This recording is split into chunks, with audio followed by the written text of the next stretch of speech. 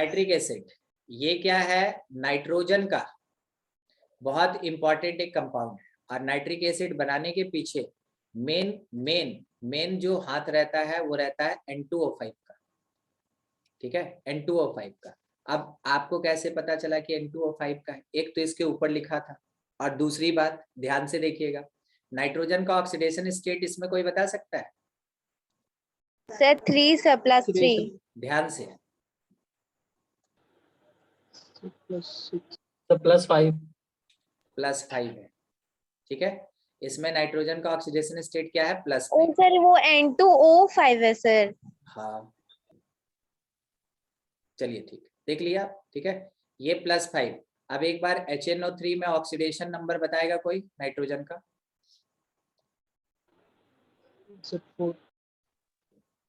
यहाँ भी ये +5, +5 सर। हाँ +5।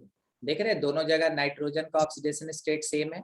तो मेरा जो सेंट्रल एटम है, सेंट्रल एटम, उन दोनों का ऑक्सीडेशन स्टेट सेम होना, इसका मतलब है कि जो N2O5 का एसिडिक नेचर है ना, ये जब वाटर के साथ रिएक्शन करता है तो उस समय ये HNO3 प्रोड्यूस करता है। बहुत सिंपल सी बात है, अगर आप H2O के साथ N2O5 मिलाते हैं, सबको जोड़ दीजिए एक साथ, सबको जोड़ दीजिए एक साथ, क्या ये H2N2O6 होगा?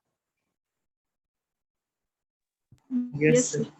अब इसको है ना 2 पार्ट में डिवाइड कर दीजिए, हर एक पार्ट क्या बन के आपके सामने प्रेजेंट हो जाएगा, HNO3 देखा, ठीक है। तो जब कभी भी है ना N2O5 को वाटर के साथ रिएक्शन कराते हैं तो ये प्रोड्यूस करता है HNO3। HNO3 किसके कारण प्रोड्यूस होता है? N2O5। काम कैसे करता है? एसिड की तरह। कैसा एसिड है? मोनोबेसिक। कैसा एसिड है? मोनोबेसिक। क्या ये सब कभी मोनोबेसिक को कह रहे हैं? मोनोबेसिक इसलिए कह रहे हैं ना कि HNO3 को अगर आप किसी एक बेस के साथ रिएक्शन कराइएगा तो 1 ग्राम इक्विवेलेंट, नॉर्मेलिटी पढ़े ना, नॉर्मेलिटी, यस सर। ये 1 ग्राम इक्विवेलेंट बेस को केवल न्यूट्रलाइज करता है। 1 ग्राम इक्विवेलेंट HNO3 का 1 ग्राम इक्विवेलेंट बेस को न्यूट्रलाइज करता है। आप देख रहे हैं यहाँ पे ये NaNO3 बनाएगा और इसके साथ वाटर प्रोड्यूस वाटर H2। तो क्योंकि ये एक H+ प्रोड्यूस कर सकता है, इस कारण से इसको हम लोग क्या बोलते हैं? मोनोबेसिक कहते हैं। एसिड को मोनोबेसिक कहते हैं और बेस को एसिडिक कहते हैं। NaOH कैसा बेस? मोनो एसिडिक बेस, ठीक है, मोनो एसिडिक बेस। नाम उल्टा चलता है, जो न्यूट्रलाइज करता है उसी के अकॉर्डिंग काम करता है। एक H+ देगा HNO3, इसलिए उसको मोनोबेसिक कहते हैं। चलिए यहाँ देखिए, बाद में हम आते हैं उसके बेसिक कैरेक्टर पे भी आएंगे, ठीक है। इसका स्ट्रक्चर कैसा होता है? यहाँ पे तो आपको है ना सिंपल दिखा दिया है कि हाँ बॉन्ड एंगल क्या होता है, किस तरीके का। एक्चुअल में ये इस टाइप का होता है, और इसके ऊपर वैसा स्ट्रक्चर क्यों बना है वो भी हम आपको समझा दे रहे हैं। जनरल तौर पे HNO3 को इस तरीके से रिप्रेजेंट करते हैं। नाइट्रोजन क्या करेगा? Double bonded oxygen, dative oxygen, single bond oxygen, 3 type का बॉन्ड बनाता है ऑक्सीजन के साथ, और ऑक्सीजन एक सिंगल बॉन्ड बनाता है हाइड्रोजन के साथ, ठीक है। अब यहाँ पे क्योंकि रेजोनेंस प्रोसेस चलता है, इस कारण से कहाँ डबल होगा, कहाँ डेटिव होगा, कहाँ सिंगल होगा, ये डिटरमाइन नहीं हो सकता। इसलिए देखिए हर एक बॉन्ड को एक जैसा दिखाया गया, देख रहे हैं, एक जैसा दिखाया गया, ठीक है। मगर सर इस एक जैसा मतलब सर क्या सर आप कौन से स्ट्रक्चर की बात कर रहे हैं? जो आप अभी बनाया है कोऑर्डिनेट बॉन्ड वाला, वो वाला कि जो उसके ऊपर है वो वाला? सबसे पहले ये होता है इसका बेसिक, ठीक है। ये बेसिक अगर हम लोग रिप्रेजेंटेशन देना है HNO3 का तो इस तरीके से देते हैं। मगर क्या होता है कि इसमें रेजोनेंस होता है, ये डेटिव बॉन्ड ऊपर और डबल बॉन्ड नीचे भी तो हो सकता है। हाँ यस सर। तो इसके बीच रेजोनेंस होता है। रेजोनेंस होने के कारण देखिए यहाँ पे जो बॉन्ड लेंथ ऊपर में देखिएगा 1.22 एंगस्ट्रॉम लिखा है यहाँ पे, हाँ सर। और नीचे में भी 1.22 एंगस्ट्रॉम लिखा है। दोनों सेम होता है, दोनों Yes, sir. सेम होता है ड्यू टू रेजोनेंस। मगर यहाँ पे आपको बॉन्ड लेंथ ज्यादा दिख रहा होगा, इस वाले जगह पे दिख रहा है क्या? Oxygen nitrogen, yes. हाँ सर 1.41 यस सर। 1.41 एंगस्ट्रॉम दिया है। अब इसके लंबा होने के पीछे कारण ये है कि पीछे वाला जो पार्ट है ना ये रोटेट करता रहता है। कैसे रोटेट करेगा? ये इस तरीके से है, गोल गोल गोल गोल घूमता रहता है, गोल गोल घूमता रहता है। Sir clockwise? Clock anti clock उसका डिटर्मिनेशन नहीं है ना, क्योंकि वो तो डिपेंड करता है कि ऑब्जर्वर किधर से देख रहा है ना, इसलिए हम नहीं बोले कि क्लॉक या एंटी क्लॉक। ठीक है, वो क्या होता है कि ऐसे घूमता रहता है, घूमता रहता है। आप अज्यूम कीजिए ना कि एक मिनट, ये ऐसे है और यहां से ये दोनों निकला हुआ है और ये दोनों क्या करता है, ऐसे ऐसे गोल गोल गोल गोल गोल गोल घूमता रहता है, गोल गोल घूमता रहता है। ठीक है, इस कारण से क्या होता है कि एक इंड्यूस्ड इफेक्ट निकलता है, एक इलेक्ट्रॉन क्लाउड निकलता है और वो इलेक्ट्रॉन क्लाउड क्या करता है कि इसको रिपेल कर देता है, इस वाले ऑक्सीजन को रिपेल कर देता है जो हाइड्रोजन के साथ, इसलिए वो दूर हो जाता है। समझ में आ रहा है क्यों दूर हो जाता है? Yes sir. बॉन्ड लेंथ इसी कारण से इसका ज्यादा होता है। ठीक है, ये एक बात हो गया। चलिए स्ट्रक्चर से रिलेटेड कुछ पूछना है? नहीं, ठीक। आगे वाला देखिए, लेबोरेटरी मेथड। अब आ गए हम लोग मेथड ऑफ प्रिपरेशन। किसका मेथड ऑफ प्रिपरेशन? HNO3 का मेथड ऑफ प्रिपरेशन। तो पहला लेबोरेटरी मेथड, क्या आपको ये पता है लेबोरेटरी मेथड और कॉमर्शियल मेथड का मीनिंग क्या होता है और क्यों दोनों अलग अलग होता है? हाँ सर, लेबोरेटरी मेथड मतलब जो लैब में बनाए जाते हैं बड़ी क्वांटिटीज में, और कमर्शियल छोटा क्वांटिटी में, और छोटा क्वांटिटी क्वांटिटी में, क्वांटिटी में, कमर्शियल बड़ा क्वांटिटी में होता है सर। ठीक है, इंसान दो ही चीज जानता है, कॉस्टली और इकोनॉमिकल, तो हम इसको नॉमिनल कहते हैं। ठीक है, आदमी दो ही चीज जानता है, पैसा ज्यादा लगता है, पैसा कम लगता है। ठीक है, जहां पैसा कम लगता है हमेशा ध्यान रखिएगा वो इंडस्ट्रियल मेथड होता है, वो हमेशा इंडस्ट्रियल मेथड होता है। इसको प्योरिटी से कोई लेना देना नहीं। ठीक है, इसको प्योरिटी से ज्यादा लेना देना नहीं, मगर जो लैब मेथड होता है ना उसको प्योरिटी से बहुत ज्यादा लेना देना होता है। तो उसको कोई फर्क नहीं पड़ता है कि कितना कॉस्टली है या कितना इकोनॉमिकल है, वो उसको बस चाहिए प्योर चाहिए। तो जब कभी भी हम लोग लैब मेथड में कुछ भी पढ़ेंगे हमेशा ध्यान रखिएगा जो जनरेट हुआ है वो प्योर है। देखिए ये वेपर स्टेट में निकला HNO3, हम पढ़ के क्या सुनाएंगे आपको कि KNO3 जब रिएक्शन करता है H2SO4 से तो KHSO4 और HNO3 बनाता है। ये खुद से पढ़ लीजिए, आप भी जानते हैं कि हाँ इसको कैसे पढ़ना है, काम का चीज समझा रहे हैं। HNO3 जो बनता है वो वेपर स्टेट में निकलता है और KHSO4 जो है वो सोल्यूशन में ही रह जाता है। KHSO4 सोल्यूशन में रह जाता है क्योंकि ये सॉल्ट है, और HNO3 वेपर के फॉर्म में निकलता है, बाद में उसको कंडेंस करके और जार में रख लिया जाता है। तो जब कभी भी कंडेंस्ड फॉर्म में कोई भी पार्ट आप जब मतलब वेपर फॉर्म में निकला और कंडेंस कर लिए, इसका मतलब वो कैसा रहता है, वो प्योर रहता है, वो प्योर रहता है। तो देखिए क्या बोला गया, vapours of nitric acid evolved are condensed in glass receiver. ठीक है, तो उसको प्योर फॉर्म चाहिए होता है, इस कारण से इस रिएक्शन को कराया जाता है। लैब में H2SO4 मिलना मुश्किल नहीं है और KNO3 व्हाइट कलर का होता है, कहीं भी मिल जाएगा सॉल्ट। ठीक है, पोटेशियम नाइट्रेट, क्या आप जानते हैं KNO3 और कहां मिलता है अगर लैब में नहीं मिला तो? आप लोग इलेक्ट्रोकेमिस्ट्री पढ़ लिए ना? यस क्या उसमें इलेक्ट्रोकेमिकल सेल, गैल्वेनिक सेल पढ़े? यस सर, हाँ सर। गैल्वेनिक सेल में क्या आप सॉल्ट ब्रिज पढ़े थे? यस सर, सॉल्ट ब्रिज में सॉल्ट कौन से फॉर्म में होता है? अगर अगर क्या सर, अगर क्या आपको ये पता है अगर अगर का मतलब क्या होता है? ये तो इसके बोलने के सेंस पे जाता है, अगर अगर। ठीक है, नहीं, ये एक फॉर्म होता है जो क्या होता है ना कि लिक्विड और सॉलिड का बीच का स्टेज होता है, लिक्विड और सॉलिड के बीच का स्टेज होता है। इसको हम लोग अपने जनरल लैंग्वेज में कहते हैं कि वो भुरभुरा होता है। ठीक है, जैसे कि वैक्स होता है ना, वैक्स ऐसा ही होता है, वैक्स मोमबत्ती का मोम, ठीक है, वैसा ही होता है। पकड़ के चिपटा कीजिएगा तो चिपक जाएगा। ठीक है, और क्या होगा, गिर जाएगा नीचे, उसको कहते हैं अगर अगर फॉर्म बेसिकली। और KNO3 ही सॉल्ट ब्रिज में सॉल्ट का काम करता है। ठीक है, KNO3 जो है वो सॉल्ट ब्रिज में सॉल्ट का काम करता है और वो कौन से फॉर्म में रहता है, अगर अगर फॉर्म में रहता है। वहीं से KNO3 आपको मिल जाएगा। अगर आप कभी भी किसी भी डैनियल सेल को जिसमें कि सॉल्ट ब्रिज लगा है अगर आप ब्रेक करते हैं तो उसमें जो पाइप एक तरफ से दूसरी तरफ गया ना, ट्यूब जो एक तरफ से दूसरी तरफ गया हुआ है, उसमें फोड़ के अगर आप व्हाइट व्हाइट कुछ भी निकालते हैं तो वो क्या होता है, बेसिकली KNO3 होता है। अब महंगा वाला बैटरी यूज कर रहे हैं तब KNO3 की जगह दूसरा कुछ हो सकता है, नहीं तो बेसिकली वो क्या होता है, KNO3 होता है। तो KNO3 मिलना मुश्किल नहीं है, सिंपल क्या किया गया, H2SO4 से रिएक्शन करा के और HNO3 जनरेट कर लिया गया। क्या आपको ये पता चला कि एक स्ट्रॉन्ग एसिड को थोड़ा सा न्यूट्रलाइज करके और एक वीक एसिड ऑब्टेन किया गया? एक स्ट्रॉन्ग एसिड को थोड़ा सा न्यूट्रलाइज करके और एक वीक एसिड ऑब्टेन किया गया। क्या आप इस बात को समझे इस वाले रिएक्शन में? नहीं। अच्छा, H2SO4 और HNO3 में ज्यादा स्ट्रॉन्ग एसिड कौन है?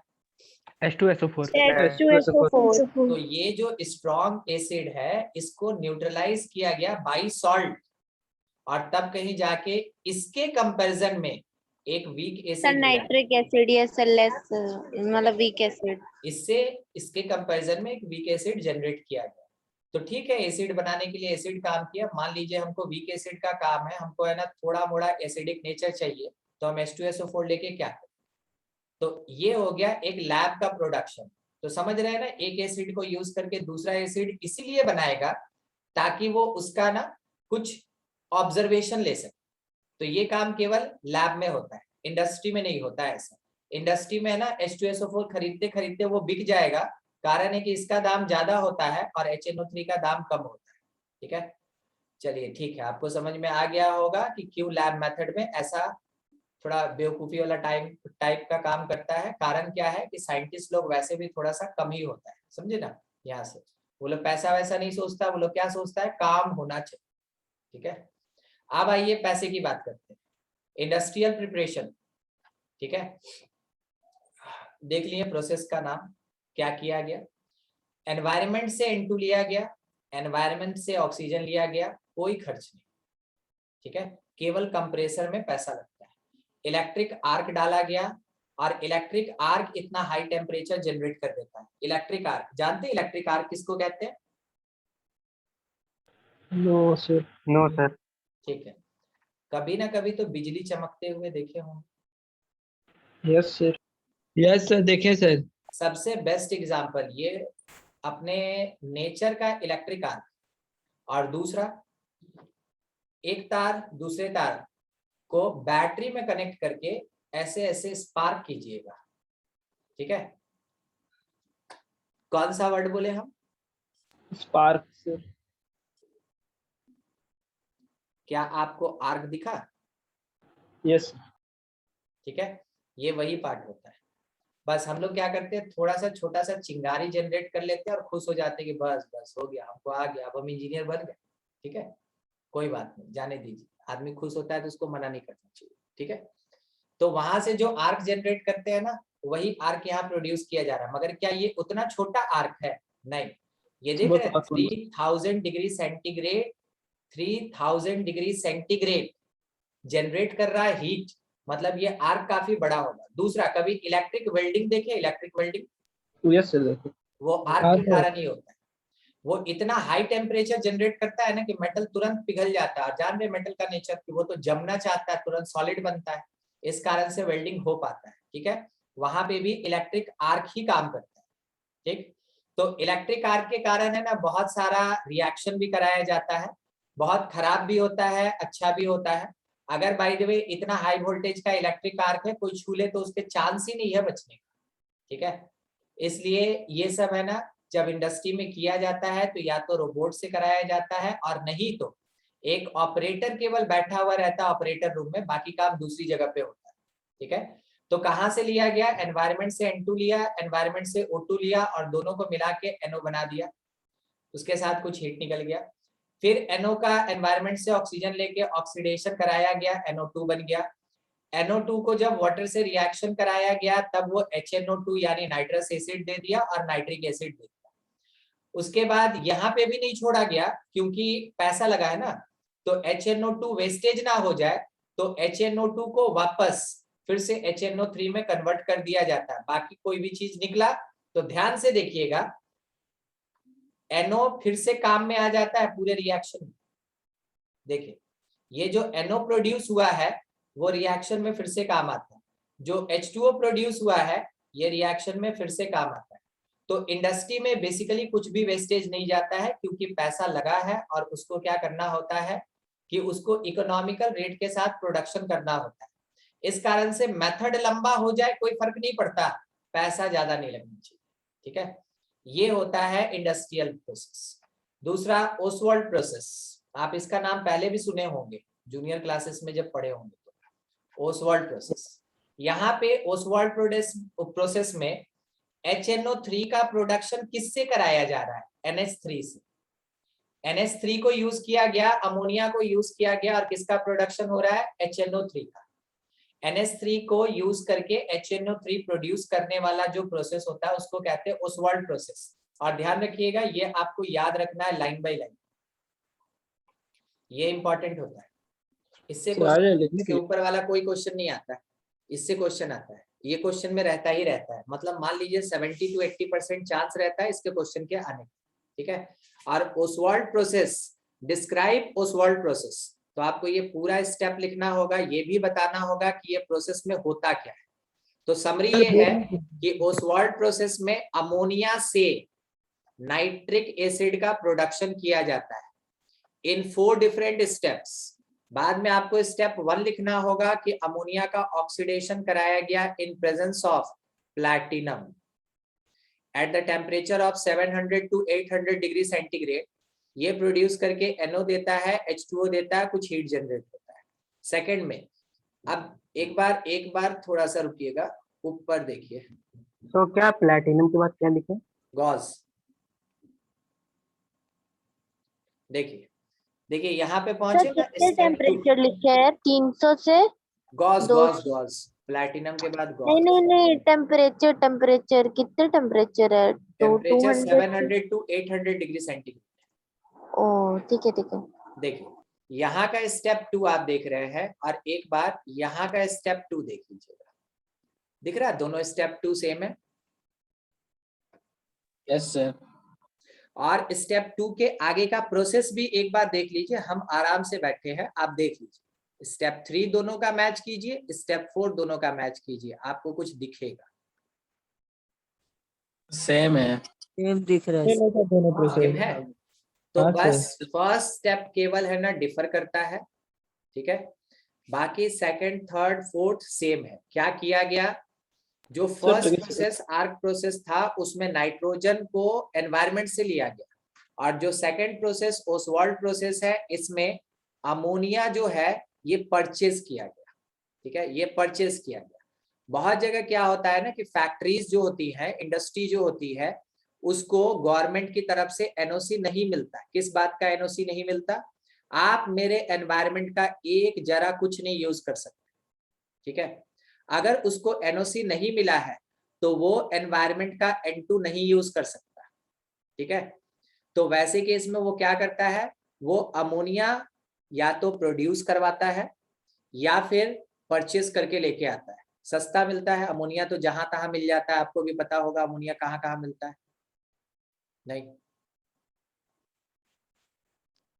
कहीं भी खराब सा बदबू आ रहा होगा ना, रास्ते में चल रहे होंगे, वहां अमोनिया है। समझ गया? Yes sir. हाँ ठीक है, तो अमोनिया मिल जाता मतलब है। कचरे के ढेर में भी? नहीं, कचरे के ढेर में नहीं, कचरे के ढेर में नहीं। ठीक है, तो जिस जगह पे सर वॉशरूम के बाहर से जैसी स्मेल आती ना सर, वही वैसा ही। ठीक है, वैसा ही कुछ। तो ये ना आराम से मिल जाता है और सस्ता मिल जाता है। उसका जब ऑक्सीडेशन करते हैं, और देखिएगा यहाँ बस यही चेंज है, NH3 रिएक्ट्स विथ ऑक्सीजन और ऊपर में नाइट्रोजन रिएक्ट्स विथ ऑक्सीजन, बस यही डिफर करता है। ठीक है, और उसके बाद देखिए मेन कंपोनेंट इसमें भी NO है, यहाँ भी मेन कंपोनेंट NO है, और उसके बाद का प्रोसेस तो सेम। ठीक है, तो ये है industrial process for production of HNO3। ठीक है, आपको हम क्या बोले? फर्स्ट वाला आर्क मेथड आप याद रखे नहीं रखे कोई फर्क नहीं पड़ता, ऑसवाल्ड प्रोसेस आपको जरूर से याद होना चाहिए, ठीक है। इतना सा भी है ना चांस नहीं है कि आप इसको छोड़ देंगे, इसको एकदम अच्छे से याद करके रखिएगा, हाँ, कंडीशन के साथ। अच्छा, अब आ गए हम लोग प्रॉपर्टी पे। प्रॉपर्टी क्या है, फिजिकल प्रॉपर्टी इसका। देखिए, nitric acid usually acquire yellow colour due to its decomposition by sunlight into NO2। NO2 में डिकम्पोजिशन होना स्टार्ट हो जाता है सनलाइट में, इस कारण से ये कौन से कलर का होता है, हल्का येलो कलर का होता है, येलोइश होता है थोड़ा, ठीक है। तो ऐसा नहीं है कि अब हम लोग इसका कलर चेंज कर देंगे, मगर देख लीजिए कि सनलाइट के कारण क्या होता है। HNO3 जो है वो ब्रेक कर जाएगा, NO2 प्रोड्यूस करेगा, H2O प्रोड्यूस करेगा, O2 प्रोड्यूस करेगा। कभी आप ऐसा देखे हैं आपके किसी एक जो सिरप होता है, दवा सिरप, उसमें लिखा रहता है ना कि do not exposure direct sunlight. हाँ सर। ठीक है, वैसा लिखा रहता है। उसमें भी है ना कुछ ऐसा केमिकल्स होता है जो कि सनलाइट में काम कर जाता है। खास करके जो खांसी की दवा होती है उसमें बहुत ज्यादा ऐसा एजेंट होता है जो कि फ्री रेडिकल्स बना लेता है, फ्री रेडिकल्स। तो खांसी की दवा को हमेशा बोला जाता है, जो कफ सिरप होता है उसको बोला जाता है हमेशा सनलाइट से बचाने के। उसमें ऐसा नहीं कि HNO3 रहता है। हम बस आपको समझाना चाहते हैं कि अगर किसी भी जगह पे ऐसा कुछ लिखा रहता है तो उसमें केमिकल चेंज ना हो, इस कारण से पहले से बताया हुआ रहता है कि ऐसा कृपया ना करें, ठीक है। तो HNO3 को अगर बाय द वे हम बॉटल में खरीद के लेके आ रहे हैं बाजार से और सबको दिखाते हुए आ रहे हैं, देखो HNO3 खरीदे हैं, घर आते आते क्या मेरे बॉटल में HNO3 रहेगा? No sir. No sir. वो NO2 में कन्वर्ट हो जाएगा, वो H2O में कन्वर्ट हो जाएगा, वो O2 में कन्वर्ट रहेगा। मतलब कि जिस कलर का और जिस प्योरिटी का हम मार्केट से खरीद के लेके चले थे, अगर सनलाइट में ऐसे दिखाते हुए आएंगे तो उस प्योरिटी का अब हमको घर में आके नहीं मिलेगा, ठीक है। तो इसलिए बोला जाता है कि HNO3 जब भी मिले ना तो देखिएगा, कभी अगर आप परचेस किए हो तो, ठीक है। बेसिकली टॉयलेट क्लीनर की तरह भी यूज किया जाता है इसको, हाँ। अगर आप कभी परचेस किए हो तो ये जब भी है ना बॉटल में रहेगा ना, उसको रैप किया हुआ रहता है, ठीक है। उसको कागज से, पेपर से या किसी भी चीज से रैप करके रखता है ताकि सनलाइट अंदर नहीं जाए। उन लोगों को भी पता है कि हाँ इसको किससे बचाना है। आगे, the yellow colour of acid can be removed by warming it to 60 to 80 degree centigrade and bubbling dry air through it. अगर आप इसके अंदर से एयर बबल पास कराते हैं तो क्या होगा, ये खुद में ऑक्सीडाइज हो जाएगा और ये अपना येलो कलर क्या होता है, लूज कर जाएगा। कोई आपको बोला HNO3 लो, आप बोले ठीक है दे दो। एक येलो कलर का बॉटल रखा था, एक फेड येलो रखा था और एक ट्रांसपेरेंट व्हाइट टाइप का था। आप कौन सा लेना पसंद करेंगे?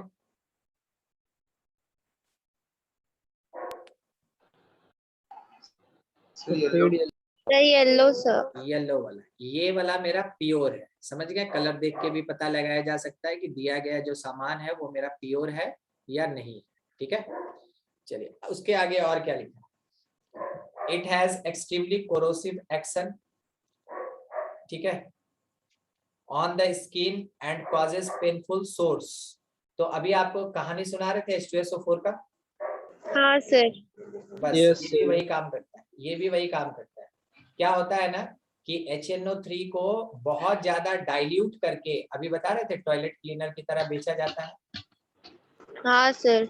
और दूसरा ये मार्बल और उसके साथ में टाइल्स क्लीनर की तरह भी काम करता है, वहां पे भी, ठीक है, उस जगह पे भी ये काम करता है। उसके बाद और बैटरी का पानी जानते हैं, बैटरी का पानी, distil water, yes sir. Yes हाँ सर, हाँ, डिस्टिल ये वाटर। सर, ये सर। Distil water. तो डिस्टिल वाटर में क्या होता है कि इसको है ना थोड़ा सा मिलाया जाता है। कारण क्या है कि डिस्टिल वाटर तो सिंपल हम समझते हैं कि वेपर से फिर से लिक्विड फॉर्म में उसको कन्वर्ट कर लिया गया, यही समझते हैं ना। हाँ सर।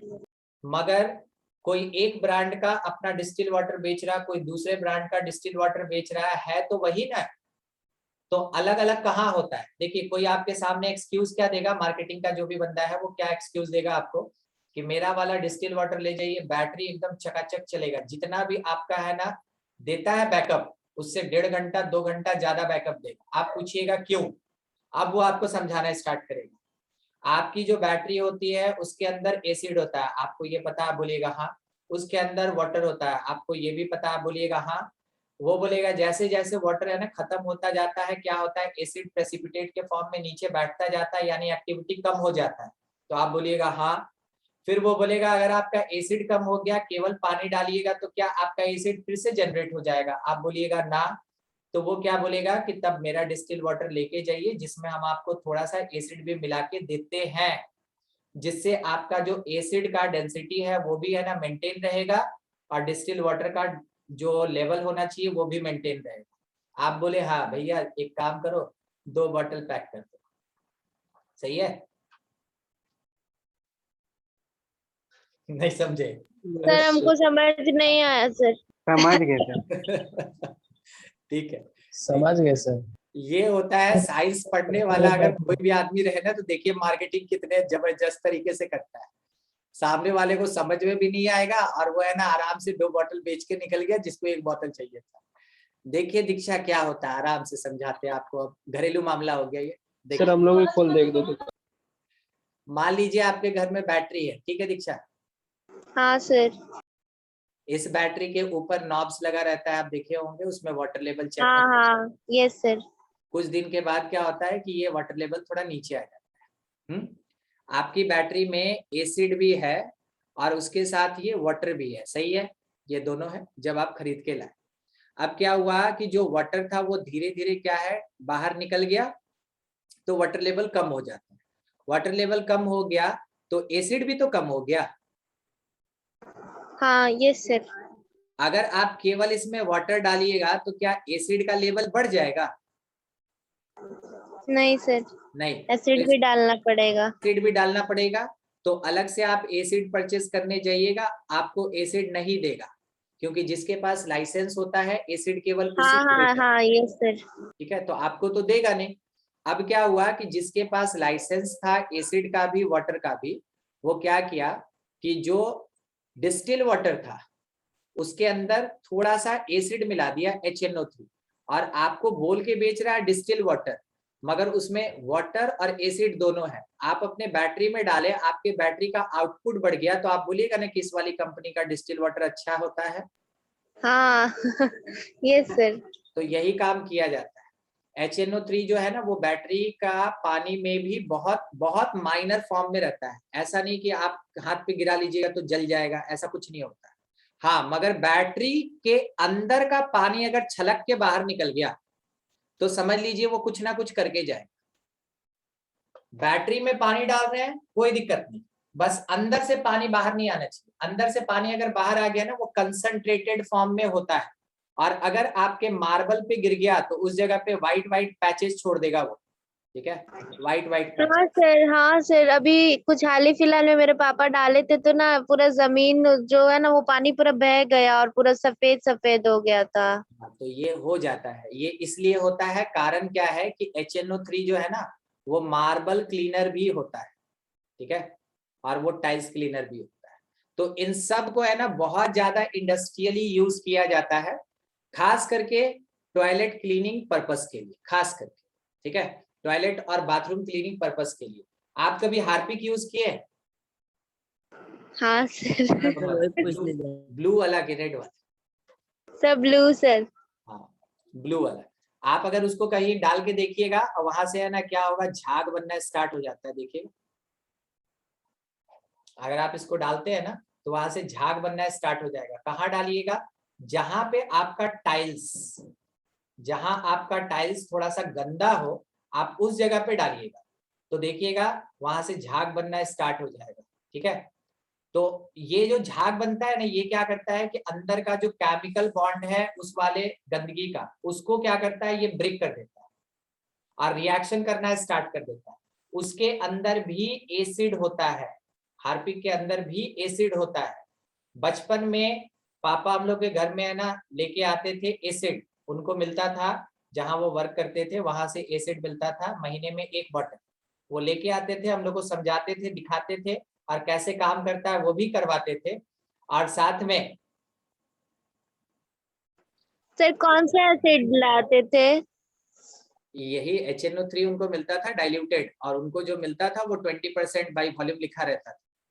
20% बाई वॉल्यूम एकदम उसके ऊपर लिखा रहता था उनके बॉटल के ऊपर। ठीक है, चलिए आगे बढ़ते हैं, बात कभी खत्म नहीं होता। ठीक है, अब केमिकल प्रॉपर्टीज। केमिकल प्रॉपर्टीज ये है कि ये बहुत स्ट्रॉन्ग एसिड होता है, हम लोग मानते हैं, बिल्कुल मानते हैं, मगर H2SO4 इतना स्ट्रॉन्ग नहीं होता है। ठीक है, ये स्ट्रॉन्ग एसिड होता है, बहुत जल्दी हाइड्रोजन निकाल देता है, एकदम सही। ठीक है, अगर कोई बोला कि HNO3 इतना स्ट्रॉन्ग एसिड क्यों होता है, तो बोलिए तो आप एक्सक्यूज क्या दीजिएगा?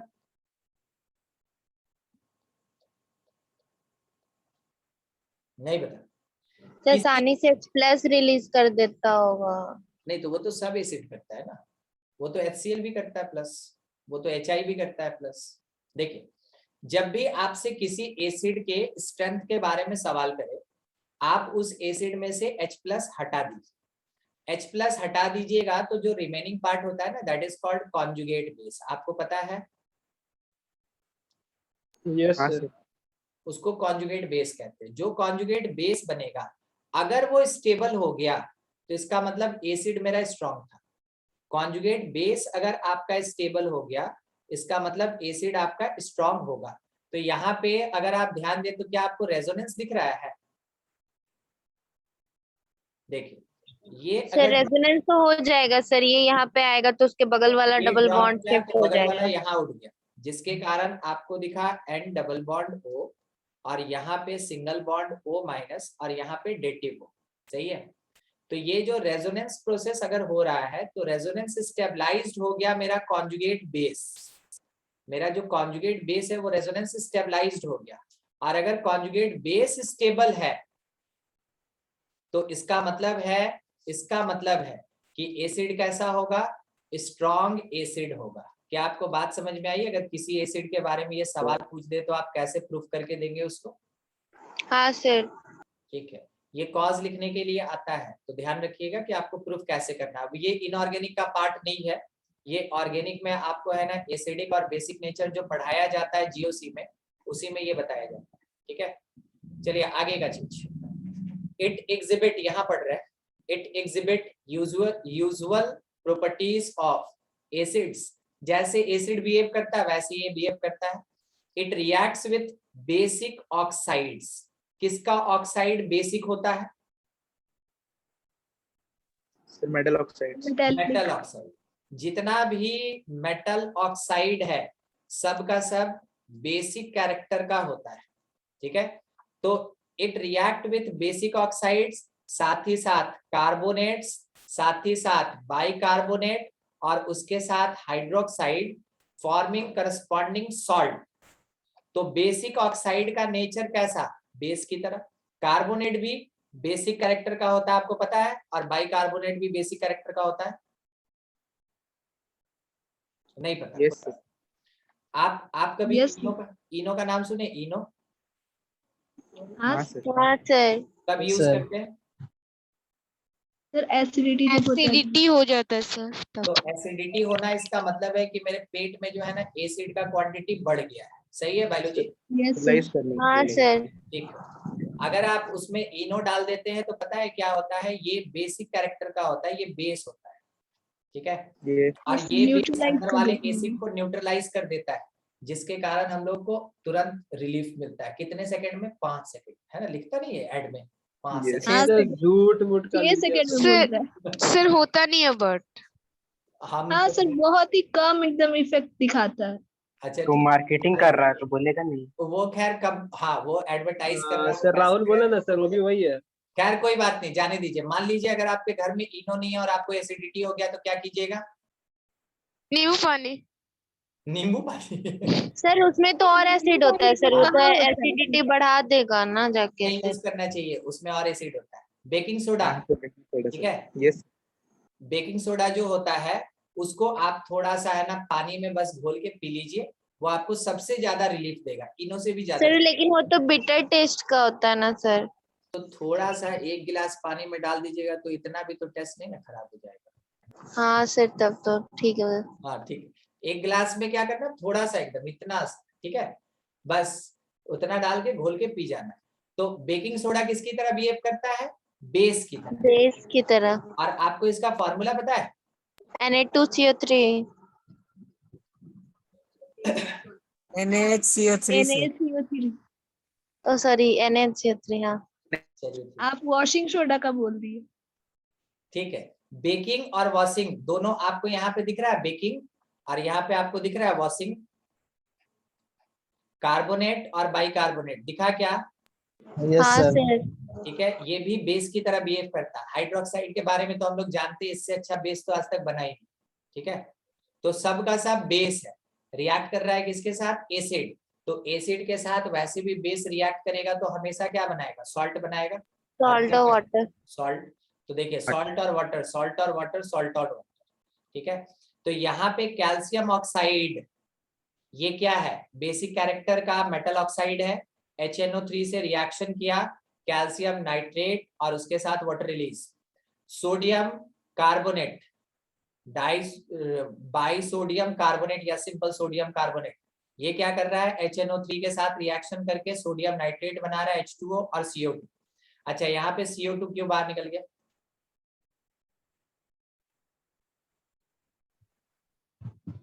नहीं पता, कोई बात नहीं, कोई बात नहीं, ध्यान दीजिए। देखिए ये ऐसे ऑक्साइड बना के नहीं रह सकता, पता है क्यों? क्योंकि ऑक्सीजन, ऑक्सीजन यहाँ पे किसके साथ? सोडियम के साथ जुड़ा है। ऑक्सीजन का बेसिकली नेचर कोवेलेंट होता है, वो आयनिक कैरेक्टर नहीं शो करता। और सोडियम का कैरेक्टर कैसा होता है? आयनिक, वो कोवेलेंट नहीं शो कर सकता। ठीक है, इन दोनों को जोड़ने का काम कौन करता है? कार्बन। ठीक है, इन दोनों को जोड़ने का काम कौन करता है? कार्बन। अब Na है 2CO3 में आपको अगर ध्यान से देखेंगे तो दो कंपाउंड दिखेगा। दिखा क्या? दो कंपाउंड। Yes sir. ठीक है, इस कारण से जब ये डिकम्पोज होता है ना, तो एक कंपाउंड क्योंकि बहुत ज्यादा स्टेबल है तो ये अपने आप को बाहर निकाल लेता है। कभी भी कार्बोनेट अगर हीट होता है, अब यहाँ हीट तो दिया नहीं सर, आपको कैसे पता चला हीट हो रहा है? न्यूट्रलाइजेशन प्रोसेस हो रहा है ना? नहीं। ओहो, यस सर वाह वाह। एसिड और बेस मिलता है भाई तो हमेशा न्यूट्रलाइजेशन होता है। क्या आपको ये पता है? हाँ तो हाँ, ना तो ना, कोई बात हाँ हाँ सर। सर हाँ सर पता है सर पता है। नहीं। और जब कभी भी न्यूट्रलाइजेशन होगा वहां पे हीट रिलीज करता है, क्या ये भी पता है? यस सर थर्मोडायनेमिक्स गोल है क्या? नहीं सर, पढ़ा है सर। तो थर्मोडायनेमिक्स सर्किट है। अच्छा ठीक। थर्मोडायनेमिक्स भाई बहुत 11 पूरा क्लास बहुत काम का होता है, क्योंकि 12 उसके ऊपर ऊपर चलता है। 12 में कुछ कोई कॉन्सेप्ट ऐसा नहीं है जो कि एकदम ग्राउंड जीरो से स्टार्ट। 12 में कोई कॉन्सेप्ट ऐसा नहीं। ठीक है, आप देखिए पी का भी, पी ब्लॉक का भी सेकंड पार्ट आपको पढ़ना होता है। हर एक पार्ट का हर एक चैप्टर जो है वो सेकंड पार्ट ही 12 में पढ़ना होता है, और उसका बेसिक पार्ट जो होता है वो 11 में पढ़ना। न्यूट्रलाइजेशन प्रोसेस हमेशा एक्सोथर्मिक होता है, हमेशा एक्सोथर्मिक होता है। तो ये हीट रिलीज करता है। तो जैसे N2CO3 HNO3 के साथ रिएक्शन करेगा, हीट रिलीज करेगा, और वही हीट जो है वो डिकम्पोज कर देता है Na2CO3 को। किसी भी कार्बोनेट को अगर आप हीट कीजिएगा ना, वो हमेशा एस्केप करता है CO2, हमेशा एस्केप करेगा CO2। ठीक है, मान लीजिए जैसे आप किसी एक कंटेनर के अंदर मोमबत्ती रख दिए, ऊपर वाला ढक्कन खुला रखिए, और उसमें आप क्या कीजिए ना कि साइड में सोडा डाल के और उसको है ना थोड़ा गर्म कीजिए। देखिए मोमबत्ती बुझ जाएगा। उसके पीछे रिस्पॉन्सिबल कौन होता है? CO2 का प्रोडक्शन। कहां से? कार्बोनेट से। तो कार्बोनेट या बाइकार्बोनेट दोनों जब भी हीट होगा हमेशा कार्बन डाइऑक्साइड छोड़ता है। इस कारण से ये कार्बन डाइऑक्साइड निकला है, बाकी जगह पे आपको ये नहीं दिखेगा। चलिए NaOH के साथ HNO3 रिएक्शन किया, काफी अच्छा एक सॉल्ट बनाया है। ये भी यूज होता है सॉल्ट ब्रिज में, NaNO3 भी यूज होता है सॉल्ट ब्रिज में, और उसके साथ वाटर प्रोड्यूस करेगा। ठीक है, बेसिक में बहुत आप लोग है ना मंदे हैं। देखिए ऑक्सीडाइजिंग नेचर, क्या आपको HNO3 थोड़ा हैवी नहीं लग रहा है? देखिएगा अभी हम ड्रॉ कर रहे हैं। क्या आपको HNO3 नाइट्रोजन के हिसाब से थोड़ा हैवी नहीं लग रहा है? हाँ सर, 3 ऑक्सीजन के और ऊपर आपको एक और बात दिखेगा, एक हाइड्रोजन लटका हुआ भी दिख रहा होगा। Hydrogen, oxygen. सॉरी, हाँ ऑक्सीजन एक लटका हुआ भी दिख रहा होगा, हाँ सर, कोऑर्डिनेट बॉन्ड के साथ। है ना। कोवेलेंट तो बनाया नहीं, ये तो डेटिव बॉन्ड बना के रखा है। तो ऑक्सीजन निकालने के लिए तो ये हमेशा तैयार रहता है, इसलिए ये ऑक्सीडाइजिंग कैरेक्टर का होता है, ये ऑक्सीडाइजिंग कैरेक्टर का होता है। जनरल तौर पे क्या होता है हम आपको वो समझा रहे हैं। HNO3 जब डिकम्पोज होगा तो पहले HNO2 बनाता है और नेसेंट ऑक्सीजन निकालता है। क्या आपको पता चला ये नेसेंट ऑक्सीजन कहाँ वाला ऑक्सीजन है? हाँ सर। Yes sir. डेटिव वाला, डेटिव वाला। और उसके बाद अगर आप नहीं रुके और रिएक्शन को कंटिन्यू रखे हुए हैं तब जाके HNO टूटेगा और H2O देगा और NO2 देगा, तब जाके HNO2 टूटता है और H2O देता है और NO2 देता है। नेसेंट ऑक्सीजन स्टार्टिंग में ही HNO3 प्रोड्यूस करके दे चुका है, ठीक है। तो क्योंकि नेसेंट ऑक्सीजन निकलता है जो काफी ज्यादा रिएक्टिव होता है, इस कारण से HNO3 जो है, HNO3 ये क्या करता है, ऑक्सीडाइजिंग एजेंट की तरह बिहेव करता है। सुनिएगा, एक कंटेनर मेरे पास ओपन था, हम इसमें HNO3 डाल के और भूल गए और चले गए बाजार। जब लौट के आएंगे तो बताइए HNO3 रहेगा कि कुछ और रहेगा उसके अंदर? सर कुछ सर और ये एनोड, हाँ कुछ क्या और रहेगा?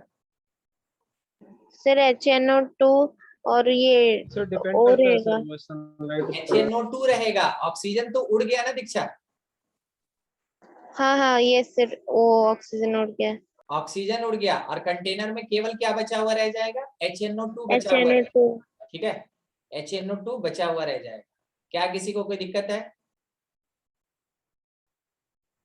नहीं, ठीक है। मान लीजिए अगर आप है ना एक घर में एक टब में, मतलब अपने रूम में, जो कि काफी अच्छे से आप है ना एक दीवार ब्लू किए थे, एक दीवार रेड किए थे, एक दीवार ग्रीन किए थे और एक को व्हाइट छोड़ दिए थे, ठीक है। आप अगर HNO3 यहाँ पे इतने बड़े टब में रख के और चले गए, महीना 2 महीना बाद आए, पैचेस लगा हुआ दिखेगा आपको। ये जो कलर्स है ना, इस पे आपको व्हाइट व्हाइट पैच दिखेगा। व्हाइट व्हाइट पैच होने का मतलब क्या हुआ, जो नेसेंट ऑक्सीजन लिखा ना निकला, जो नेसेंट ऑक्सीजन निकला वो डीकलरेशन इफेक्ट जनरेट करता है। और डीकलरेशन इफेक्ट के कारण आप जिसको ग्रीन ब्लू और रेड करके रखे थे ना, उसमें कहीं कहीं पे कलर क्या होता है, उड़ जाता है, ठीक है। ये इसका इफेक्ट होता है। तो आप वहां से पता कर सकते हैं इसका ऑक्सीडाइजिंग नेचर, ठीक है, ऑक्सीडाइजिंग नेचर। आइए, oxidation of non metals. HNO3 oxidising agent तो है, ये पता चल गया। अब क्या करेगा, ऑक्सीडाइजिंग नेचर शो करेगा, तो ऑक्सीडाइज करेगा। पहली बार में हम किसको ऑक्सीडाइज कर रहे हैं, नॉन मेटल्स को ऑक्सीडाइज कर रहे हैं। तो सल्फर का ऑक्सीडेशन हुआ, देखिए किसमें कन्वर्ट हो गया। मेन कंपोनेंट देखिए, आदित्य ध्यान नहीं दीजिएगा, बाई प्रोडक्ट वो सब काम का नहीं होता। किस पे ध्यान रखना है हमको, H2SO4 मेन प्रोडक्ट। तो HNO3 जब सल्फर के साथ रिएक्शन करता है H2SO4 बना देता है, ठीक है। कार्बन डाइऑक्साइड के साथ HNO3 रिएक्शन किया, H2CO3 बना दिया। एसिड है, एसिड, सब एसिड, देखते चलिएगा। फिर बाद में एक बार समराइज करते हैं कि क्यों एसिड बनाता है। फास्फोरस के साथ HNO3 रिएक्शन किया, H3PO4 बना दिया। आयोडीन के साथ एसिड HNO3 रिएक्शन किया, HiO3 बना दिया। क्या आपको ये सब का सब एसिड लग रहा है? Yes sir. सब एसिड है। और आपको ये भी पता होना चाहिए कि HNO3 के टक्कर का है, ठीक है, और कोई कोई तो उससे स्ट्रॉन्ग भी है। HNO3 के टक्कर का एसिड है और कोई कोई तो उससे स्ट्रॉन्ग भी है। समझ में आ रहा है बात? नहीं, यस सर। चलिए ठीक है। अब यहाँ पे ये एसिड क्यों बनाता है, इसके पास हाइड्रोजन है, इसके पास नाइट्रोजन है, इसके पास ऑक्सीजन है। अब ध्यान से देखिए, इसके पास ऑक्सीजन और हाइड्रोजन है, और जब ये सल्फर से मिलेगा, जब ये कार्बन से मिलेगा, जब ये आयोडीन से मिलेगा, जब ये फास्फोरस से मिलेगा, उस समय हमेशा एसिड का फॉर्मेशन करेगा। एसिड देखिए, एसिड में यही रहता है, एसिड में यही रहता है हमेशा। तो आपको जैसे इसके ऊपर पिछले क्लास में हम ये बात समझाए थे, फिर से एक बार हम थोड़ा दिखा देते हैं। एक मिनट, हम आपको दिखा दे रहे हैं। कारण है कि सब आपस में रिलेटेड होता है, आपको इस बात का ना जानकारी होना चाहिए। देखिए यहाँ पे, यहाँ जैसे हम बोले कि number of hydroxyl group bond OH that is equals to the basicity of acid. अगर बाय द वे मेरे पास कोई भी ऐसा एसिड है, कैसा एसिड है, लाइक क्या आप इसको पहचानते हैं? ये क्या है? Phosphoric acid. Phosphoric acid H3PO4। इसका बेसिसिटी कितना होता है? 1 3। 3 क्या आपको यहाँ पे 3 हाइड्रोक्सिल ग्रुप दिख रहा है? यस हाँ सर। सर। जितना हाइड्रोक्सिल ग्रुप किसी भी एसिड के अंदर होता है उसका बेसिसिटी एग्जैक्टली उतना ही होता है। ठीक है, हाइड्रोक्सिल ग्रुप में कौन कौन प्रेजेंट है? ऑक्सीजन और हाइड्रोजन, ऑक्सीजन और हाइड्रोजन। तो बेसिकली ऑक्सीजन और हाइड्रोजन ही रिस्पॉन्सिबल होता है किसी एसिड के एसिडिक कैरेक्टर के लिए। ठीक है, तो क्या हुआ कि अभी जो हम लोग अब पढ़ रहे थे उस पे आ रहे हैं अपने कंटिन्यूअस पार्ट पे। यहाँ पे जो भी एसिड बन रहा है HNO3 केवल क्या कर रहा है? नाइट्रोजन साइड हो जा रहा है, ऑक्सीजन दे दे रहा है, हाइड्रोजन दे दे रहा है। इसके साथ जो भी नॉन मेटल है वो जुड़ के अपने एसिड का फॉर्मेशन करता है। ठीक है, तो आप ये कह सकते हैं कि जब कभी भी HNO3 किसी भी नॉन मेटल के साथ अगर HNO3 रिएक्शन करता है तो वैसे केस में उस नॉन मेटल का करस्पॉन्डिंग एसिड प्रोवाइड करता है, करस्पॉन्डिंग एसिड प्रोवाइड करता है विदाउट एनी एक्सेप्शन। ऐसा नहीं कि सल्फ्यूरस भी तो बना सकता था सर, मगर ये सल्फ्यूरिक ही क्यों बना रहा है? ठीक है, ये फॉस्फोरिक ही क्यों बना रहा है, जबकि ये फॉस्फोरस एसिड भी तो बना सकता था। ऐसा कोई सवाल नहीं। फॉस्फोरस का जनरल एसिड हमेशा फॉस्फोरिक होता है, सल्फर का जनरल एसिड हमेशा सल्फ्यूरिक होता है, आयोडीन का HiO3 होता है और कार्बन का H2CO3 कार्बनिक एसिड होता है। ठीक है, तो जो जनरल एसिड होता है उसी का फॉर्मेशन करेगा, बाकी सबका नहीं करेगा। समझ गए? आगे देखिए, ऑक्सीडेशन ऑफ मेटलॉइड्स। मेटलॉइड्स किसको कहते हैं? सर जिस दोनों को प्रॉपर्टीज शो। जिसमें मेटल नॉन मेटल दोनों का कैरेक्टर होता है ना। हाँ ठीक है, तो क्योंकि उसके अंदर नॉन मेटल कैरेक्टर है तो मेटलॉइड नॉन मेटल की तरह अपना हाईएस्ट ऑक्सी एसिड बनाता है। ठीक है, highest oxy acid. Highest oxy acid कहने का मतलब, ऑक्सी एसिड मतलब क्या? ऑक्सीजन एसिड बॉन्ड OH रहेगा, हाइड्रोक्सिल प्रेजेंट रहेगा। ऑक्सी एसिड मतलब hydrogen present, sorry hydroxyl present रहेगा, बॉन्ड OH। ठीक है, बॉन्ड OH प्रेजेंट रहेगा। और हाईएस्ट का मतलब, हिंदी मत बोलिएगा, हिंदी मत बोलिएगा, ज्यादा नंबर में होगा। नहीं। चलिए आते हैं, हम आपको समझा देते हैं। N डबल बॉन्ड O, नाम बोलिएगा इसका रोहित। सर ये नाइट्रस एसिड है ना?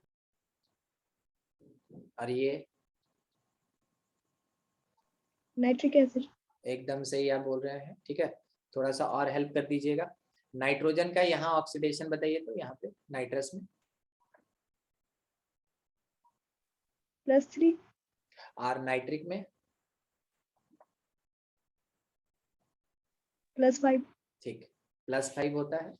नाइट्रोजन क्या इससे ऊपर ऑक्सीडेशन स्टेट शो कर सकता है? सर वैसे हाँ? तो नहीं करता, लेकिन आप उस दिन बता रहे थे तो +6 भी शो किया था। वो तो हम आपको बोले ना कि बहुत रेयर, तो रेयर को हम लोग नहीं लेके चले। ठीक है, यस। है ना, रेयर को हम लोग नहीं लेके चले। अब हर कोई है ना, मान ले रहे चमकीला पत्थर पहन लेगा और बोलेगा कि मेरे पास हीरा है, तो समझ गए हम लोग क्या हो रहा है।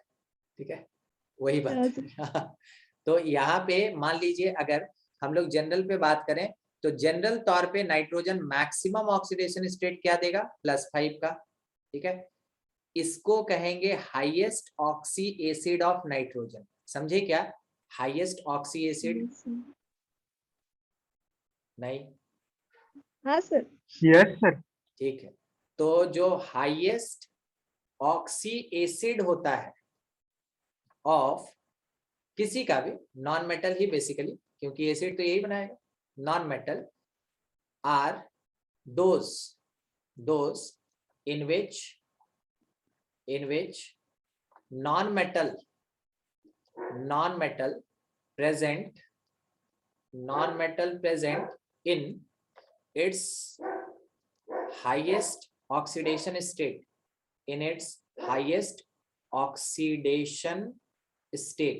क्या आपको समझ में आया हाईएस्ट ऑक्सी एसिड का मतलब? ठीक है, अभी क्लियर?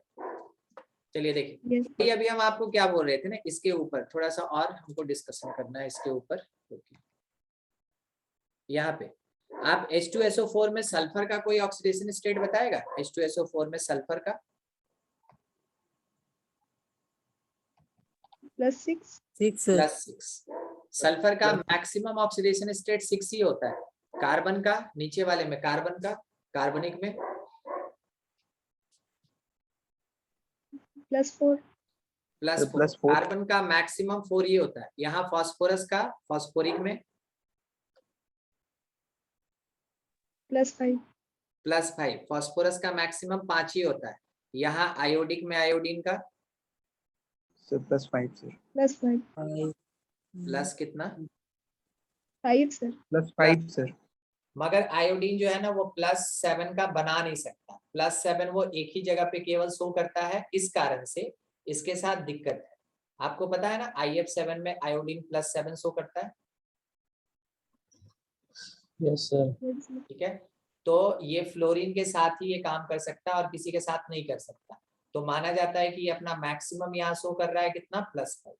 देखिए, हम अभी एक वर्ड यूज किए थे कि उस नॉन मेटल का जो जनरल एसिड होगा, और जनरल एसिड हमेशा क्या होता है? हाईएस्ट ऑक्सी एसिड ही जनरल एसिड होता है। ठीक है, यही चीज अभी नीचे भी बोला जा रहा है। इसलिए लगभग है ना हर एक पॉइंट आपस में रिलेटेड होता है।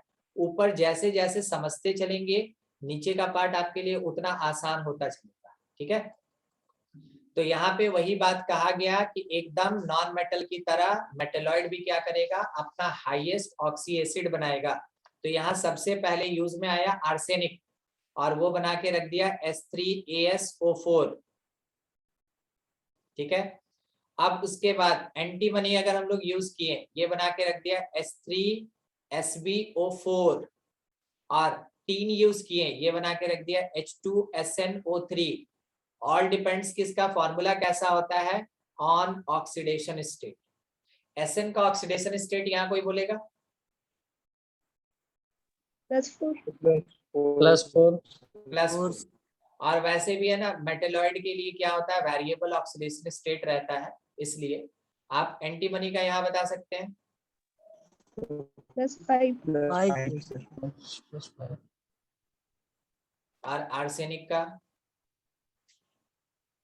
+5 आपको ये भी तो पता है कि आर्सेनिक और एंटीमनी है ना ग्रुप 15 का ही एलिमेंट। Yes sir. तो ये बिल्कुल किसकी तरह बिहेव कर रहा है? फास्फोरस और नाइट्रोजन की तरह बिहेव कर रहा है।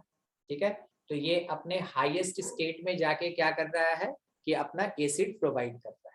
ठीक है, तो सिंपल सी बात, ऊपर वाला लाइन याद होना चाहिए कि जब कभी भी मेटेलॉइड का ऑक्सीडेशन कराया जाता है HNO3 के साथ, उस समय ये अपना हाईएस्ट ऑक्सी एसिड प्रोवाइड करेगा। ये अपना हाईएस्ट ऑक्सी एसिड प्रोवाइड करेगा। बाद में एग्जांपल के लिए आप किसी को भी खींच सकते हैं इसमें से। ठीक है, आइए ऑक्सीडेशन ऑफ कंपाउंड्स। तो कुछ कुछ कंपाउंड्स ऐसा होता है जो कि अपने रिड्यूस्ड फॉर्म में होता है और उसको ऑक्सीडेशन चाहिए। SO2 सबसे पहला बात उसी का है। SO2 में सल्फर का ऑक्सीडेशन बोलिए। +2 और SO3 में ऑक्सीडेशन बोलिए। 6 मतलब कि SO2 के पास चांस है अभी भी अपना ऑक्सीडेशन बढ़ाने का, है ना? यस यस तो अपना ऑक्सीडेशन बढ़ाता है। और वैसे केस में कौन इसको हेल्प कर रहा है? HNO3। कैसे हेल्प कर रहा है? HNO3 जो है वो नेसेंट ऑक्सीजन प्रोवाइड कर रहा है, SO2 इसको अडॉप्ट करके SO3 में कन्वर्ट हो गया, SO3 फिर अब वापस हाइड्रोजन और ऑक्सीजन के साथ मिलके आपको H2SO4 बनाता हुआ दिख जाएगा। ठीक है, ये H2SO4 का फॉर्मेशन कर देता है। ये सारा प्रोसेस एक ही स्टेप में दिखाया गया है, एक स्टेप में होता नहीं है। ठीक है, तो कहा यह गया कि अगर सल्फर ऑक्साइड या सल्फर डाइऑक्साइड का ऑक्सीडेशन HNO3 से करते हैं तो वो सल्फ्यूरिक एसिड में कन्वर्ट हो जाता है। याद ऐसे ही रखना है। अपनी कॉपी में जब आप है ना नोट्स बनाएंगे, लिखेंगे ऐसे ही, रिएक्शन तो जैसे है वो लिख लिए, ये तो जैसे है लिख लिए, नीचे क्या लिखे? When SO2 reacts with HNO3 it provide sulfuric acid, ऐसे लिखिएगा। एरो ओरो वाला बात अलग है, याद करने का तरीका वही होता है। उसके बाद hydrogen sulphide is oxide two sulphur, ये क्या होता है? H2S ऑक्सीडाइज होके क्या प्रोवाइड करता है? सल्फर। क्या आपको यहाँ ऑक्सीडेशन दिखा? हमको तो नहीं दिख रहा है। सर दिखा कैसे दिखा? सर -2 से 0 हो रहा है। -2 से 0 हो रहा है। दूसरा किसी को दिखा होगा कि हाइड्रोजन हट गया है सर। यस हाइड्रोजन का रिमूवल अगर होगा तो भी हम उसको क्या बोलेंगे? ऑक्सीडेशन प्रोसेस ही कहते हैं। ठीक है, ये चलिए आगे। Ferrous sulphate is oxidise to ferric. Ferrous में आयरन का ऑक्सीडेशन क्या होता है? +2, और फेरिक में आयरन का ऑक्सीडेशन क्या होता है? +3। तो +2 से +3 ऑक्सीडेशन होना, इसका मतलब क्या है? ऑक्सीडाइजिंग प्रोसेस हो रहा है, इसको ये ऑक्सीडाइज करना। सेम आयोडीन के साथ, सेम आयोडीन के साथ Ki में आयोडीन का ऑक्सीडेशन है -1, और जब ये आयोडीन में कन्वर्ट हो जाता है उस समय क्या हो जाता है? 0। उसके बाद stannous chloride is oxidise to stannic chloride. ठीक है, यहाँ पे देखिए स्टैनस है +2, यहाँ देखिए स्टैनिक है +4। देखा? तो क्योंकि +2 से +4 में ये चेंज हो रहा है, इसका मतलब ऑक्सीडाइज हो रहा है। HCl में तो कुछ ऑक्सीडाइज करने का पार्ट है नहीं, किसके पास है? HNO3 के पास। कौन सा पार्ट इसका जो ऑक्सीडाइज करता है? Nascent oxygen. ठीक है, ये सब चीज सब एकदम नोट्स में लिखिएगा, इसको संभाल के मत रखिएगा, अपनी कॉपी में लिखिएगा। ठीक है, आगे है एक्शन ऑफ मेटल्स। जितना काम का चीज है उतना ही यहाँ पे है ना आपके सामने दिखाया जाता है, और यही आपका नोट्स होता है। एक्शन ऑन मेटल्स, तो मेटल का कैरेक्टर कैसा होता है? एसिडिक की बेसिक?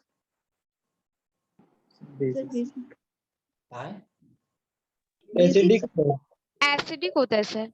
मेटल एसिडिक होता है सर, बेसिक होता है। Sir non Basic. Metal acidic होता है ना। Yes sir. मेटल ना पूछ रहे थे।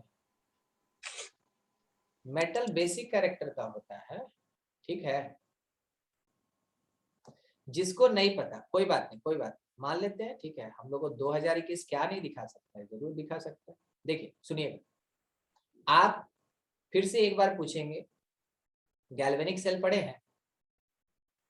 हाँ सर। जिंक का एक रॉड H2SO4 में डाला जाता है, ZnSO4। तो ये ZnSO4 बनाता है। It is called the displacement of hydrogen from its solution. It is called displacement of hydrogen from its solution. तो अगर जिंक जो है हाइड्रोजन को डिस्प्लेस कर देता है तो ये ZnSO4 बनाता है। ZnSO4 बताइए तो क्या एसिड है? No sir. No sir, salt क्या बेस है? नो सर, क्या है? सॉल्ट है सर। सॉल्ट है। हम लोग H2SO4 को तो जानते हैं, ये एसिड होता है शायद। हाँ सर। तो एसिड पत्थर जब से हमको होता है। सॉल्ट दे रहा है तो ऑब्वियस सी बात है बेस से ही ना रिएक्शन किया होगा। Yes sir. ठीक है, तो आज से याद रखिएगा, जिनको नहीं पता है कि मेटल कैसा कैरेक्टर शो करता है, बेसिक कैरेक्टर शो करता है। ठीक है, आज के बाद मत भूलिएगा, सब मजाक उड़ाएगा 12th क्लास का बच्चा, इसको नहीं पता। देखिए एक्शन ऑन मेटल, तो ये मेटल मेरा बेसिक कैरेक्टर का है। तो HNO3 वेरी डाइल्यूट, बताए थे आपको, सस्ता करके बेचता है, ठीक है, वेरी डाइल्यूट। जब इससे रिएक्शन करेगा तो देखिए, अभी आप इससे पहले देख रहे थे कि उसमें से एसिड में से हाइड्रोजन अभी है ना डिस्प्लेस हो रहा था, देखे थे क्या इसके ऊपर? हाँ सर। ठीक है, यस सर। और वो क्या करता है, अपना सॉल्ट बना लेता है, लिखा ना यहाँ मेटल नाइट्रेट, ये सॉल्ट ही है ना, ठीक है, सॉल्ट बना लेगा। जब हाँ। आयरन जिंक और टीन यूज होता है तो ये NH4NO3 और उसके साथ मेटल नाइट्रेट बनाता है, यानी कि अमोनिया का भी, नाइट्रोजन का भी एक सॉल्ट बनेगा, मेटल का भी एक सॉल्ट बनेगा और वाटर वहां से बाहर निकलेगा, ठीक है। ये सब, ये तो खैर एक्टिव होता है, ये दोनों उतना एक्टिव नहीं होता है, ठीक है, ये दोनों उतना एक्टिव नहीं होता है, मगर क्या होता है कि आयरन के आउटर मोस्ट सेल में 6 इलेक्ट्रॉन होता है, जिसको लूज करने का टेंडेंसी इसके पास है, 1 इलेक्ट्रॉन लूज करने का टेंडेंसी है। उसके बाद इसका नेचर थोड़ा इनर्ट हो जाता है क्योंकि हाफ फिल्ड डी ऑर्बिटल हो जाता है, और जिंक में फुल फिल्ड डी ऑर्बिटल है। तो देखिए ये 4 है, ये वाला 6 है और ये वाला 10, डी का बात कर रहे हैं, ठीक है। तो इसी कारण से ये क्या करता है कि एक तो नाइट्रोजन का अमोनियम नाइट्रेट सॉल्ट भी बनाएगा, नॉन मेटल का सॉल्ट बनाएगा, मेटल का भी सॉल्ट बनाएगा और वाटर रिलीज करता है, ठीक है। तो किसके साथ क्या करता है ये आपको याद होना चाहिए यहाँ पे, ठीक है। डाइल्यूट HNO3 कितना, 20%। आपको याद है हम बोले थे कि मेरे घर में जो आता था उसमें 20% लेवल होता था बाय वॉल्यूम, यस सर। ठीक है, यही वाला आता था। ये जब लेड, कॉपर, सिल्वर, HgNO के साथ, Hg के साथ रिएक्शन करेगा, Hg के साथ, बस यहीं पे रुकना है हम लोग को, ठीक है, ये बाद का लाइन है।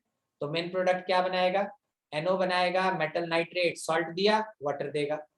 जब आयरन और जिंक के साथ रिएक्शन करेगा तो N2O बनाएगा, मेटल नाइट्रेट वाटर देगा।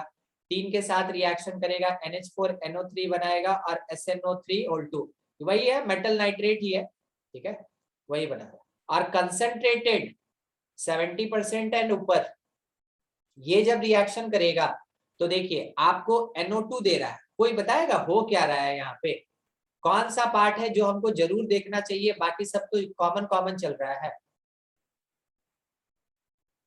नहीं दिखा, कोई बात नहीं, कोई बात, कोई बात। क्या आपको N2O दिखा? Yes sir. NO दिखा? अच्छा ये बताइएगा, इन दोनों में नाइट्रोजन का ऑक्सीडेशन स्टेट ज्यादा है, मतलब अपने नॉर्मल से ज्यादा है कि नॉर्मल से कम है?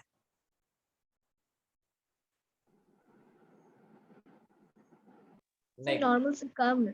कम है नॉर्मल सर। से कम है। ये कम है। आंसर इतनी देर बाद आया तो खैर, जो बताए वो तो एनालाइज किए, और जो नहीं बताए वो सुन लीजिए। +3 से कम, नॉर्मल से कम, +3 से ज्यादा, नॉर्मल से ज्यादा, ये नॉर्मल स्टेट होता है उसका, ठीक है। तो यहाँ पे NO में +2 और N2O में कितना शो करेगा, +1, ठीक है, +1 और +2, नॉर्मल से कम। कब? डाइल्यूटेड में, क्योंकि नेसेंट ऑक्सीजन थोड़ा कम प्रोड्यूस करता है, और जैसे ये कंसंट्रेटेड हो गया, नेसेंट ऑक्सीजन हाईली क्वांटिटी में ये प्रोड्यूस करेगा, और हाई क्वांटिटी में प्रोडक्शन के कारण, कोई बताएगा यहाँ ऑक्सीडेशन NO का, सॉरी नाइट्रोजन का, +4 अपने जनरल स्टेट से ज्यादा शो कर रहा है। तो क्या याद रखना है, जब कंसंट्रेटेड HNO3 मेटल से रिएक्शन करेगा तो उस समय NO2 प्रोड्यूस करेगा विथ +4 ऑक्सीडेशन स्टेट के साथ मेटल नाइट्रेट और उसके साथ वाटर। उसके बाद अगर डाइल्यूटेड HNO3 है तो वो अपने नॉर्मल स्टेट से कम वाले ऑक्सीडेशन स्टेट का नाइट्रोजन ऑक्साइड प्रोड्यूस करेगा, मेटल नाइट्रेट और वाटर। और अगर वो वेरी डाइल्यूटेड है तो वो क्या करेगा, मेटल नाइट्रेट प्रोड्यूस करेगा और कभी अमोनियम सॉल्ट बनाएगा और कभी H2 प्रोड्यूस करेगा, ठीक है। ऐसे याद रखना है आपको, टेबल याद करने का यही तरीका है। कारण है मेटल कोई भी रहे आपको कोई फर्क नहीं पड़ता, बेसिकली आपको क्या ध्यान रखना है कि आपके साथ में जो HNO3 है उसका नेचर कैसा है। चलिए एक पॉइंट बचा है, इसको खत्म कर लेते हैं, उसके बाद आगे बढ़ते हैं। ये यूज है, यूज है ना, और कुछ नहीं। एक देखिए, प्रोटीन, प्रोटीन पे इसका क्या एक्शन होता है, प्रोटीन आप जानते कहाँ होता है, हाँ, प्रोटीन कभी देखे हैं, मौका मिला है प्रोटीन देखने का? यस सर, दाल में भी होता है। सोयाबीन प्रोटीन का एक्सट्रीम कंटेनर होता है, इसके अंदर प्रोटीन बहुत ज्यादा होता है, बहुत ज्यादा, ठीक है। दूसरा एग, इसमें प्रोटीन आपको दिखेगा, वो जो एग में लिसा टाइप का चीज नहीं होता है, ऐसे उंगली डाल के, मैंने कच्चा अंडा है फोड़ दिए, उसमें उंगली डाल के ऐसे उठाए तो गिरता है, ठीक है, वो लगभग प्योर प्रोटीन होता है, लगभग प्योर प्रोटीन होता है, ठीक है? Yolk sir. हाँ, Egg का yolk. योक नहीं ना, योक तो उसको बोलते हैं येलो वाले को ना, sir egg sir white white बोल रहे हैं ना? वाइट साइड में रहता है एग वो। वाइट जो होता है, हाँ हाँ, एग वाइट जो होता है वो ट्रांसपेरेंट जो होता है, ट्रांसपेरेंट, हाँ सर समझ रहे हैं। वो वाला, हाँ सर। वो प्रोटीन होता है, लगभग प्रोटीन। और सबसे हाईली प्रोटीन किसके पास होता है पता है? सर दाल में। हाँ सर दाल। इस देखिए तो क्या लिखे हैं? सर स्नेक लिखे आप। सर स्नेक में प्रोटीन होता है? अच्छा, मीट में सबसे ज्यादा अरे प्रोटीन होता मीट नहीं, अरे अब तो Soyabin. सावन Soyabin. सावन खत्म हुआ बस, आप तो एकदम है ना, क्या बोले, स्नेक उसनेक सब खा जाइएगा। सर वो तो हम सावन में भी खा लेते सर स्नेक तो बियर की लिस्ट आता है। देखिए स्नेक का जो पॉइजन होता है ना, ठीक है, उस वो बहुत कॉम्प्लिकेटेड प्रोटीन होता है, पता है, जी बहुत। सर, पॉइजन उसका प्रोटीन होता है। हाँ, पूछ लीजिएगा बायोलॉजी वाले मैडम से, ठीक है, बहुत कॉम्प्लिकेटेड प्रोटीन होता है, इतना कॉम्प्लिकेटेड होता है ना कि हम लोग का शरीर उसको है ना पचा नहीं पाता है, मतलब उसको समझ में ही नहीं आता है कि ये जो अभी अभी आया है दसने के कारण, ठीक है, वो क्या है, और नहीं समझ पाता है, बस ये अपना फैलना स्टार्ट कर देता है। और वो प्रोटीन इतना स्ट्रांग होता है कि आदमी उसको नहीं पचा सकता है, और समझ रहे हैं कुछ नहीं पचेगा तो फिर क्या होता है, चले जाते हैं, हाँ सर। ठीक है। तो ये बहुत स्ट्रांग होता है। अगर बाय द वे आप कभी स्नेक का वेनम अपनी बॉडी पे एक बूंद गिरा लेंगे, आपको कुछ नहीं होगा, बशर्ते वहां कटा हुआ छिला हुआ नहीं होना चाहिए। अगर कटा छिला है मतलब वो अंदर जा सकता है, तो समझ लीजिए हो गया काम, ठीक है। इसलिए ध्यान रखिएगा इस बात का, सबसे भयंकर प्रोटीन इसके पास होता है, ठीक है, सबसे भयंकर। तो हम लोग को खैर उतना भयंकर नहीं चाहिए, हाँ, ये सबसे हम लोग को थोड़ा सा डर के रहना चाहिए, इतना कॉम्प्लिकेटेड नहीं, जो मेरा शरीर नहीं पहचान पाया वो मेरे लिए किसी काम का नहीं है, वो यूएफओ हो गया। तो सोयाबीन सबसे बढ़िया चीज, सोयाबीन, वो उसमें प्रोटीन है। Nitric acid attack protein forming a yellow nitro compound called xanthoprotein. It therefore stains skin and renders wool yellow. ये क्या कह रहा है, कोई बताएगा हमको? हमको तो समझ में ही नहीं आया ये बोल क्या रहा है। स्टेन समझते, स्टेन? Yes sir. दाग sir कोई चीज का. हाँ क्या? सर, दाग जो लग जाता है। तो मतलब कोई भी चीज का अगर मतलब दाग रह जाता है उसी को अभी स्टेन अभी हम लोग स्टार्टिंग में बात कर रहे थे ना ऐसा कि गिर गया था तो वहां पे फफोला हो गया यस था, HNO3 के बारे में। है ना, वहां पे स्किन का इंजरी हो गया था, वो जल गया था, ठीक है। तो ये क्या करता है वहां पे, ठीक है, उस जगह पे एक दाग छोड़ देता है और ज्यादा बड़ा कुछ नहीं। और रेंडर्स वुल येलो, इसका मतलब?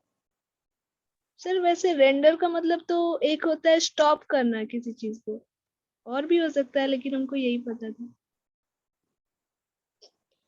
वूल जानते हैं, वूल यस सर। क्या होता है? सर जो शीप के मतलब ये बॉडी पे होता है। देखिए, सर ऊन। हाँ ऊन, एकदम आपकी वही वाला, ठीक है, ऊन। ये जो होता है ना, इसको जब शिप की बॉडी से निकाला जाता है, sheep not ship, sheep, sheep की बॉडी से निकाला जाता है, तो उस समय क्या होता है कि थोड़ा सा मतलब अजीब कलर का होता है, जिसको आदमी देखेगा तो पसंद नहीं करेगा, ठीक है। तो उसको क्या करते हैं ना कि इसी एसिड के सॉल्यूशन में उसको डुबा डुबा के क्या ना धोया जाता है, एक टाइप से हम लोग बोलते हैं उसको साफ कर, ठीक है। साफ करने से क्या होता है ना, अभी आप जो बोल रहे थे रूही, एकदम आप सही बोल रहे थे, उसका येलोइश कलर जो है ना वो रिमूव हो जाता है और वो काफी अच्छा दिखने लगता है। ठीक है, कभी आप जाइएगा जैसे हिल स्टेशन पे जाइएगा ना, तो वहां पे आपको एक पतला सा व्हाइट कलर का ये सॉल बेचेगा, और वो सॉल है ना बहुत हाईली कॉस्टली होता है, बहुत हाईली कॉस्ट का होता है, और आदमी उसको खरीदता है इसलिए क्योंकि एक तो वो हल्का होता है और गर्मी ज्यादा करता है। ठीक है, और उसको यही बोल के देता है कि एकदम प्योर वूल का है। ठीक है, और उसको देखिएगा तो वो एकदम आपको साफ साफ दिखेगा, मगर कभी भी भेड़ के ऊपर देख लीजिएगा उसका जो बाल होता है वो कभी उतना साफ नहीं होता है। ऐसा नहीं कि भेड़ लोग नहाता नहीं है, नहाता है, ठीक है, मगर वो उतना साफ नहीं होता। तो उन सबको है ना नाइट्रिक एसिड से क्या किया जाता है, ऑपरेट किया जाता है, वॉश किया जाता है। बता रहे थे ना ये क्लीनर की तरह बिहेव करता है। ठीक है, यही काम वहां पे भी करता है। This property is utilised for the test of protein. अब प्रोटीन का टेस्ट भी किया जाता है, कहीं पे प्रोटीन है या नहीं है वो चीज चेक करने के लिए भी ये काम किया जाता है। अब ये काम हम लोग इंडस्ट्रियल प्रोसेस में तो करेंगे नहीं, ये कहाँ करेंगे, लेबोरेटरी में हमेशा करते हैं। ठीक है, oxidation, number of organic compounds are oxidise, already हम लोग देख लिए इनऑर्गेनिक कंपाउंड्स, ऑर्गेनिक कंपाउंड्स भी ऑक्सीडाइज होता है।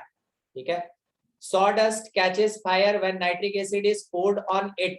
आप समझे ये क्या बोला? नहीं, लकड़ी काटते हैं तो उसका बुरादा गिरता है, यस सर। उसको हाँ sawdust कहते हैं, सर। उसको sawdust कहते हैं। उसमें अगर नाइट्रिक एसिड गिरा देंगे तो वो क्या होगा, वो जलना स्टार्ट करेगा। आपको याद है आग लग स्टार्टिंग में हम बोले कि आपकी कॉपी पे या बुक पे अगर H2SO4 गिर जाएगा तो वो जला के इधर से पार हो जाएगा, यस सर। वो H2SO4 था। और ये कौन है, नाइट्रिक एसिड, लगभग नेचर वैसा ही। ठीक है, चलिए ठीक है, यहाँ तक अब बाकी पढ़ लीजिएगा और कुछ नहीं करना है, समझाने के लिए मेरे पास और कुछ नहीं है। ठीक है, तो यहाँ तक आपका HNO3 पूरा का पूरा कंप्लीट। अगले क्लास में अमोनिया पढ़ेंगे और फास्फोरस में आगे बढ़ेंगे। ठीक है, इतना पढ़ के रहिएगा।